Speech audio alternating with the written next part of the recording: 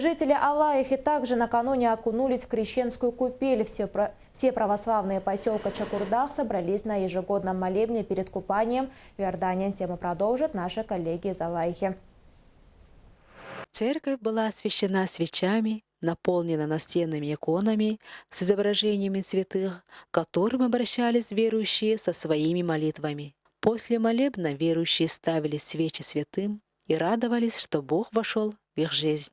Ежегодно в поселке Чукурдах и во всей России празднуют праздник все православные христиане, крещение Господне. Да? Праздник очень большой, очень многое значит, да, в жизни православных людей, потому что с крещения, да, православные все верят в спасение, да, и именно с крещения начинается, да, путь к спасению человека. Озеро, названное Иордан, было освящено крестом, после чего верующие прихожане могли взять святую воду домой, через которую ищут исцеление и очищение от многих недугов. Несмотря на сильный мороз, верующие окунались в прорубь, свято веря в силу святой воды, прося у Господа прощения за грехи свои. Ощущение очень хорошее, радость, аж наполнение какое-то, не знаю, незабываемое такое ощущение.